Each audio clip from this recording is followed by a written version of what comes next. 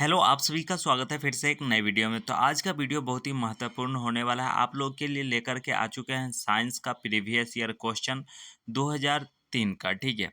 तो चलिए, सभी बच्चे अगर एंट्रेंस एग्जाम का फॉर्म भर दिए हैं तो बिहार आईटीआई एंट्रेंस एग्जाम का जो है प्रीवियस ईयर क्वेश्चन देख लीजिए, जो साइंस में किस तरीके का जो है प्रश्न आता है और इससे भी हो सकता है 1-2 प्रश्न आ सकता है, ठीक है। तो वीडियो को फुल वॉच कीजिएगा, अच्छा लगे तो ज़रूर से ज़रूर कमेंट कीजिएगा कैसा लगा, और चैनल पे पहली बार होंगे तो सब्सक्राइब करना नहीं भूलिएगा, ठीक है।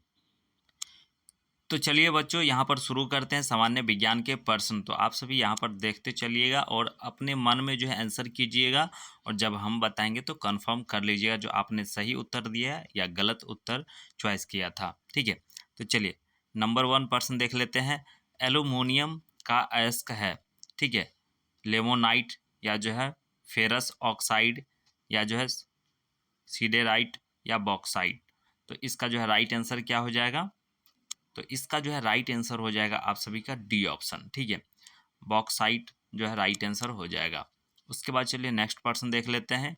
यहाँ पर पूछा गया था, बल द्वारा किसी वस्तु पर किया गया कार्य निर्भर करता है, तो वह जो है किस पर निर्भर करता है? वस्तु के घनत्व पर, वस्तु के आकार पर, बल के परिमाण पर, या जो है वस्तु के रंग पर। तो ये जो है किस पर निर्भर करता है? तो ये प्रश्न तो बहुत ही इजी है, आप लोग पढ़े होंगे तो आराम से जवाब दे सकते हैं। तो चलिए, इसका जो है राइट आंसर हो जाएगा आप सभी का सी ऑप्शन, बल के परिमाण पर जो है निर्भर करेगा, क्योंकि बल द्वारा किसी वस्तु पर किया गया कार्य बल के परिमाण पर निर्भर करेगा। ओके, उसके बाद चलिए नेक्स्ट प्रश्न। और इस तरीके के प्रश्न जो है पूछे जाते हैं एग्जाम में, इसलिए याद रखिएगा, ठीक है। और कंपटीशन के भी एग्जाम में देखने को मिलेगा आप सभी को। शक्ति का ऐसा मात्रक, तो इसका तो बहुत ही इजी है, आप लोग बता सकते हैं। न्यूटन होगा, जूल होगा, किलोग्राम घन मीटर या वाट होगा। तो शक्ति का ऐसा मात्रक क्या है? तो आपका वाट, ठीक है, शक्ति का वाट याद रखिएगा आप सभी, ठीक है। उसके बाद चलिए नेक्स्ट प्रश्न की ओर बढ़ते हैं। यहाँ पर पूछा गया है, किसी पिंड की स्थितिज ऊर्जा निर्भर करती है पृथ्वी से उसकी ऊंचाई पर, उसके द्रव्यमान पर नहीं। उसके बाद ऑप्शन देख लीजिए, उसके द्रव्यमान पर, पृथ्वी से उसकी ऊंचाई पर नहीं। उसके बाद वाला ऑप्शन देख लीजिए, सी ऑप्शन है, उसके द्रव्यमान तथा पृथ्वी से उसकी ऊंचाई दोनों पर, और ना तो उसके जो है द्रव्यमान पर और ना ही पृथ्वी से जो है उसकी ऊंचाई पर। तो इसका राइट आंसर क्या हो जाएगा? तो इसका राइट आंसर आप सभी का हो जाएगा 29 नंबर का जो है सी ऑप्शन, ठीक है। सी ऑप्शन जो है राइट आंसर हो जाएगा, उसके द्रव्यमान पर तथा पृथ्वी से उसकी ऊंचाई दोनों पर निर्भर करता है। क्लियर?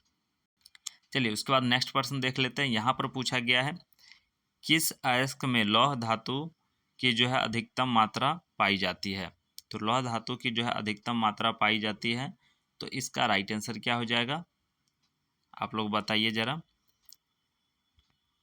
हेमाटाइट या जो है मैग्नेटाइट, साइडेराइट या जो है लिमोनाइट। इसका जो है क्या हो जाएगा राइट आंसर? तो चलिए देखिए, आप लोग को बता देते हैं, किस अयस्क में लौह धातु की अधिकतम मात्रा पाई जाती है? तो हेमाटाइट में जो पाया जाता है 60 से लेकर के 70% तक पाया जाता है। मैग्नेटाइट में जो पाया जाता है, इसमें जो है आप सभी का 52 से लेकर के 62 तक पाया जाता है, ठीक है। साइडेराइट में जो है 48 तक पाया जाता है, और लिमोनाइट में जो है 10 से लेकर के 40 तक पाया जाता है। तो यहाँ पर पूछा गया अधिकतम मात्रा पाई जाती है, तो अधिकतम देख सकते हैं यहाँ पर हेमाटाइट जो है राइट आंसर हो जाएगा। ओके, उसके बाद चलिए नेक्स्ट देख लेते हैं। याकुटेक क्या है? ठीक है, याकुटेक जो है क्या है? चीन की एक ज्वालामुखी है, चीन की एक नदी है, जापान की एक पहाड़ है, यह 1996 में दिखाई पड़ने वाला एक धूमकेतु है। तो इसका राइट आंसर क्या हो जाएगा आप सभी का? तो इसका जो है राइट आंसर हो जाएगा 1996 में दिखाई पड़ने वाला एक धूमकेतु था, ठीक है। हियाकुटेक जो है याद रखिएगा आप सभी। क्लियर। उसके बाद चलिए नेक्स्ट पर्सन की ओर बढ़ते हैं। चलिए नेक्स्ट क्वेश्चन देख लीजिए आप सभी। पहाड़ जो है यहाँ पर जो है पहाड़ कहलाने के लिए भूखंड की औसत न्यूनतम ऊंचाई है, यानी कि पहाड़ जो हम लोग कहते हैं उसकी न्यूनतम जो है ऊंचाई क्या है, 300 मीटर, 600 मीटर, 900 मीटर, 1200 मीटर। तो जो है हम लोग पहाड़ जो कहते हैं तो उसमें जो है राइट आंसर हो जाएगा 900 मीटर रहता है, तब हम लोग जो है उसे पहाड़ कहते हैं, ठीक है। 900 मीटर से अधिक ऊंचाई वाले क्षेत्र को जो है पर्वतीय कहते हैं। ओके, उसके बाद चलिए नेक्स्ट पर्सन देख लेते हैं। यहाँ पर पूछा गया है सेल्सियस स्केल पर मानव शरीर का सामान्य तापमान होगा। तो देखिए यहाँ पर पूछा गया सेल्सियस स्केल पर मानव शरीर का जो है तापमान क्या होगा। तो इसका राइट आंसर क्या हो जाएगा आप सभी का, क्योंकि आप लोग जो है थर्मामीटर भी देखते होंगे, ठीक है, तो बता सकते हैं। यहाँ पर 310 डिग्री है, यहाँ पर 98.4 डिग्री है, 36.9 डिग्री है और यहाँ पर 31.5 डिग्री है।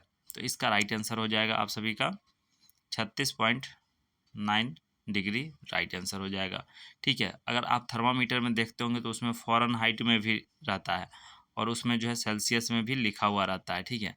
तो दोनों को देखिएगा तो समझ में आएगा। कितना व्यक्ति को जो है थर्मामीटर देखने नहीं आता है, ये भी ध्यान रखिएगा।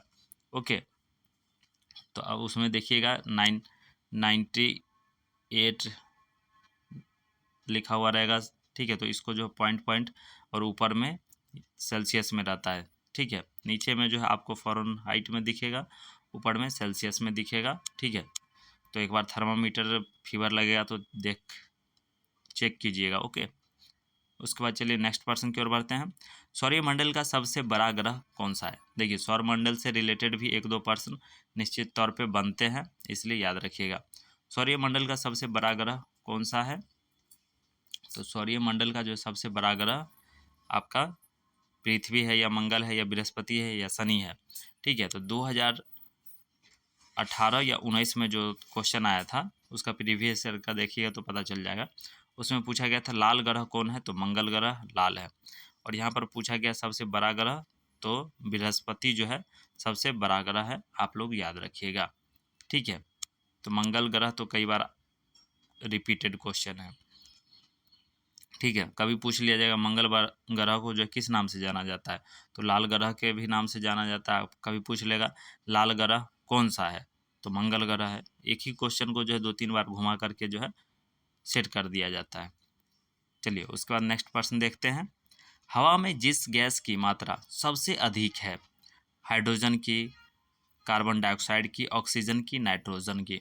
तो आप लोग जानते होंगे हवा में जो है सबसे अधिक मात्रा में पाया जाता है क्या है। तो इसका तो जवाब बहुत ही इजी है, आप लोग दे सकते हैं, ठीक है।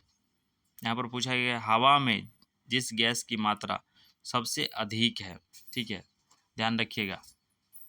तो हवा में जो है नाइट्रोजन हो जाएगा इसका राइट आंसर। आप पूछिएगा नाइट्रोजन का कितना है, तो 78% जो है हवा में है, ठीक है। आप लोग को लगेगा जो है कार्बन डाइऑक्साइड तुरंत मार दीजिएगा तो गलत हो जाएगा, ठीक है।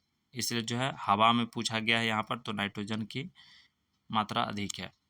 क्लियर। उसके बाद चलिए नेक्स्ट प्रश्न देख लेते हैं। स्त्रियों की तुलना में अधिक पुरुष जो है वर्धानता से जो है पीड़ित हो सकते हैं, क्योंकि वे अधिक मानसिक तनाव से जो गुजरते हैं, वे अधिक देर घर से बाहर रहते हैं, या यहाँ पर देख सकते हैं उनमें केवल एक एक्स क्रोमोसोम होता है, उनमें जो है साधारणतः कम चर्बी होता है। तो इसका राइट आंसर क्या हो जाएगा, तो 36 का जो है राइट आंसर आप सभी का हो जाएगा सी ऑप्शन, ठीक है। उनमें केवल एक एक्स क्रोमोसोम होता है, ठीक है, और फीमेल में जो है एक्स वाई दोनों होता है, याद रखिएगा। उसके बाद चलिए नेक्स्ट। ठंड के दिनों में लोहे के जो है गुटके और लकड़ी के जो है गुटके को प्रातः काल में छुए तो लोहे का गुटका ठंडा लगता है, क्योंकि, यानी कि लोहा जो है ठंडा लगता है वो क्योंकि। तो ऑप्शन देख लीजिए यहाँ पर, लोहे के गुटके का तापमान लकड़ी के गुटके से कम होता है, लकड़ी की तुलना में लोहा जो है ऊष्मा का अच्छा चालक होता है, या लकड़ी की तुलना में लोहा ऊष्मा का खराब चालक होता है, लोहा का गुटका लकड़ी से भारी होता है। तो इसका जो है राइट आंसर क्या हो जाएगा, ठीक है। तो इसका राइट आंसर हो जाएगा आप सभी का बी ऑप्शन। लकड़ी की तुलना में जो है लोहा ऊष्मा का अच्छा चालक है, इसलिए ज़्यादा ठंडा रहता है। चलिए नेक्स्ट प्रश्न की ओर बढ़ते हैं। यहाँ पर पूछा गया है, किसी परमाणु नाभिक का आइसोटॉप वह नाभिक है जिससे में, तो यहाँ पर नाइट्रोजन की संख्या समान होती है परंतु प्रोटॉन की संख्या भिन्न होती है। दूसरा ऑप्शन ये रहा, प्रोटॉन की संख्या समान होती है परंतु न्यूट्रॉन की संख्या भिन्न होती है, प्रोटॉन और न्यूट्रॉन की संख्या समान होती है, और डी ऑप्शन रहा, प्रोटॉन और न्यूट्रॉन दोनों की संख्या भिन्न होती है। तो इसका जो है राइट आंसर बताना है आप सभी को। तो इसका राइट आंसर हो जाएगा 38 का बी ऑप्शन, ठीक है। बी ऑप्शन जो है राइट आंसर हो जाएगा। प्रोटॉन की संख्या समान होती है परंतु न्यूट्रॉन की संख्या जो है ना भिन्न होता है, इसलिए बी ऑप्शन राइट आंसर हो जाएगा। चलिए उसके बाद नेक्स्ट प्रश्न देख लीजिए, बहुत ही मज़ेदार प्रश्न है। मच्छर भगाने वाली दवाओं में सक्रिय रसायन है, मच्छर भगाने वाली दवा जो होता है उसमें कौन सा रसायन होता है, तो यहाँ पर देख लीजिए एलेथ्रीन या जो है एंट्रोपिन, ठीक है। और टू ऑप्शन है आइसोप्रोपॉक्सीफिनाइल या जो है बेंजीन हेक्साक्लोरोफिन। तो इसका जो है राइट आंसर हो जाएगा आप सभी का यहाँ पर एलेथ्रीन जो है राइट आंसर हो जाएगा। याद रखिएगा मच्छर भगाने की दवा जो है एलेथ्रीन होता है। इसके बाद चलिए नेक्स्ट, भारी जल वह जल होता है, तो भारी जल जो होता है वह कौन सा जल होता है, तो ऑप्शन देख लीजिए, जिसका तापमान 4 सेल्सियस पर स्थित रखा जा सकता है, ये तो नहीं होगा ऑप्शन। इनमें कैल्शियम एवं पोटेशियम के अविलय लवण होते हैं, ये भी नहीं होगा ऑप्शन। चलिए सी ऑप्शन देख लेते हैं यहाँ पर, जिसमें हाइड्रोजन का जो है स्थान उसका आइसोटॉप ले लेता है, यानी कि इसका जो है राइट आंसर हो जाएगा आप सभी का सी ऑप्शन, ठीक है। क्योंकि यहाँ पर जो है D2O है, तो सी ऑप्शन जो है राइट आंसर हो जाएगा। ओके, चौथा आंसर भी पढ़ देते हैं, जिसमें ऑक्सीजन का जो है स्थान उसका आइसोटॉप ले लेता है, ठीक है। यहाँ पर जो है हाइड्रोजन का स्थान उसका आइसोटॉप लेता है, इसलिए जो है राइट आंसर हो जाएगा। ओके, उसके बाद चलिए नेक्स्ट, यहाँ पर पूछा गया है, परमाणु नाभिक के अवयव हैं, तो इलेक्ट्रॉन और प्रोटॉन, इलेक्ट्रॉन और न्यूट्रॉन, प्रोटॉन और न्यूट्रॉन, प्रोटॉन न्यूट्रॉन और इलेक्ट्रॉन। तो इसका राइट आंसर क्या हो जाएगा, 71 का हो जाएगा। प्रोटॉन और न्यूट्रॉन जो है राइट आंसर हो जाएगा, प्रोटॉन और न्यूट्रॉन, यानी कि सी ऑप्शन। ओके, उसके बाद चलिए नेक्स्ट देख लेते हैं।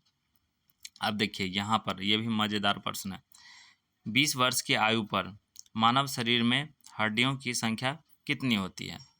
अब 20 वर्ष की आयु पर पूछ लिया गया है, ठीक है।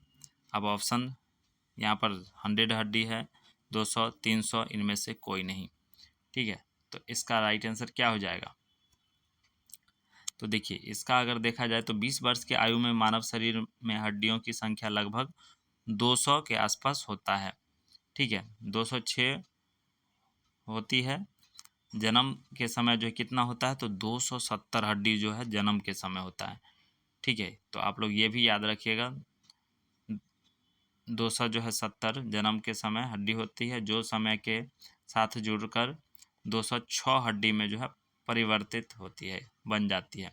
इन कुल हड्डियों की जो है अक्षीय कंकाल जो है 80 होता है, 80, और जो है अनुलंबनीय कंकाल जो है 126 होता है, ठीक है, में जो है विभाजित किया जाता है।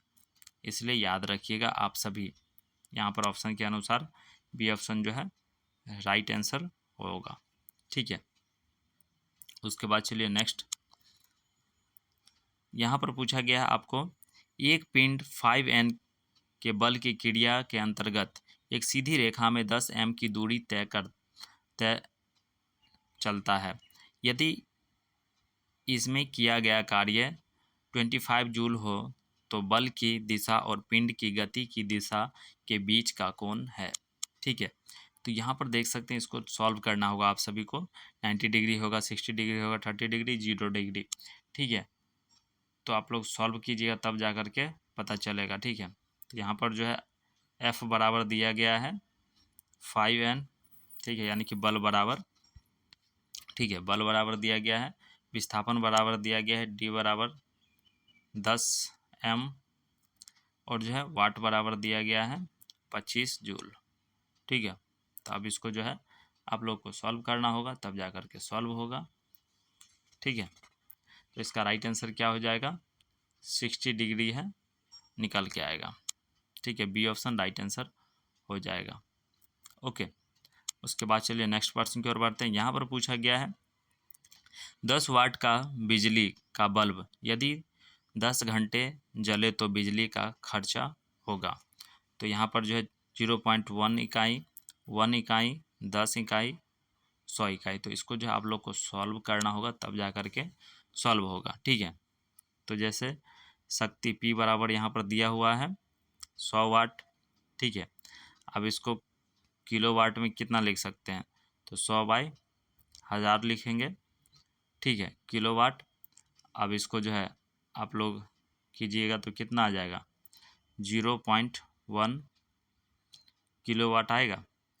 ठीक है, अब इसको T बराबर लिख सकते हैं, 10 दिया गया है, समय यहाँ पर देख सकते हैं। ठीक है, टाइम बराबर 10 दिया गया है। तो अब इसको जो है सॉल्व कर लीजिएगा आप लोग। तो सॉल्व कीजिएगा तो कैसे सॉल्व कीजिएगा, तो यहाँ पर निकल के आएगा आप सभी का 0.1 गुने 10 किलोवाट घंटा बराबर हो जाएगा 1 किलोवाट घंटा। ठीक है, तो यहाँ पर जो है बराबर 1 इकाई जो है राइट आंसर हो जाएगा, बी ऑप्शन। क्लियर। उसके बाद चलिए नेक्स्ट प्रश्न देख लेते हैं। यहाँ पर पूछा गया है यदि किसी ऐनक के लेंस की पावर +0.2 डायोप्टर हो तो उसके फोकस की दूरी होगी 200 सेमी होगी, 100 सेमी होगी, 50 सेमी होगी, 200 सेमी होगी। तो इसको जो है आपको निकालना होगा। ठीक है, तो यहाँ पर जो है लेंस की क्षमता बराबर आपको निकालना होगा, P बराबर हो जाता है 1/f। ठीक है, उसके बाद लेंस की जो है फोकस दूरी निकालना होगा, F बराबर 1/p। ठीक है, अब इसको जो है मान आराम से बैठा दीजिए तो निकल के आएगा F बराबर 1/2 मीटर। अब इसको जो है वो ये लिखें, फिर F बराबर 1 गुने 2 गुने 100 सेमी। अब इसको जो काट दीजिए, 50 सेमी जो है राइट आंसर होगा। ठीक है, यानी कि 50 राइट आंसर हो जाएगा। ओके, उसके बाद चलिए नेक्स्ट देख लेते हैं। निम्नलिखित में से कौन एक कंप्यूटर की भाषा नहीं है। ये भी क्वेश्चन काफ़ी बार रिपीटेड क्वेश्चन है। ठीक है, तो यहाँ पर जो है कंप्यूटर की भाषा नहीं है। ठीक है, तो 46 का जो है राइट आंसर आप सभी का हो जाएगा। देखिए पहले यहाँ पर बेसिक है, सी है, फास्ट है। ठीक है, और यहाँ पर ये ऑप्शन है, तो इसका जो है सी ऑप्शन जो है राइट आंसर हो जाएगा। फास्ट की जो है एक प्रोग्रामिंग भाषा नहीं है, जबकि बेसिक और सी तथा जो है फॉरट्रन जो है प्रोग्रामिंग भाषा है। क्लियर। उसके बाद चलिए नेक्स्ट, कंप्यूटर से भी 1-2 क्वेश्चन हो सकता है सेट किया जा सके। ठीक है, क्योंकि आज के दौर में कंप्यूटर का ज़्यादा डिमांड है। निम्नलिखित पदार्थों में कौन केवल एक ही तत्व से बना है, बालू, कांच, हीरा, पानी। और ये भी क्वेश्चन काफ़ी बार रिपीटेड है ITI के एग्जाम में, एंट्रेंस एग्जाम में। ठीक है, तो इसका जो है राइट आंसर हो जाएगा आप सभी का हीरा। हीरा जो है कार्बन का शुद्ध रूप है, अतः यह एक तत्व से बना हुआ है। ठीक है, उसके बाद चलिए नेक्स्ट, विज्ञान दिवस मनाया जाता है। तो ये भी क्वेश्चन हम काफ़ी बार जो है करा चुके हैं, तो इसका तो आप लोग आराम से जवाब दे सकते हैं, 5 सितंबर को या 10 नवंबर को, 28 फरवरी को या 24 अक्टूबर को। तो विज्ञान दिवस जो है कब मनाया जाता है? तो 28 फरवरी को 1928 को सीवी रमन द्वारा जो है प्रभाव की खोज की गई थी। इस महान खोज के लिए 1930 ईस्वी में जो उन्हें भौतिकी का नोबेल पुरस्कार प्रदान किया गया था। ठीक है, तो याद रखिएगा आप सभी 28 फरवरी राइट आंसर। क्लियर। उसके बाद चलिए नेक्स्ट देख लेते हैं। नेशनल एरोनॉटिक एवं स्पेन एडमिनिस्ट्रेशन स्थित है। फ्रांस में, जर्मनी में, संयुक्त राज्य में या जो है संयुक्त राज्य अमेरिका में। तो इसका राइट आंसर क्या हो जाएगा? तो इसका जो है राइट आंसर हो जाएगा आप सभी का 49 का जो है डी ऑप्शन। ठीक है, संयुक्त राज्य अमेरिका में जो है यह स्थित है। ठीक है, क्योंकि जो है वाशिंगटन डीसी में जो है स्थित है।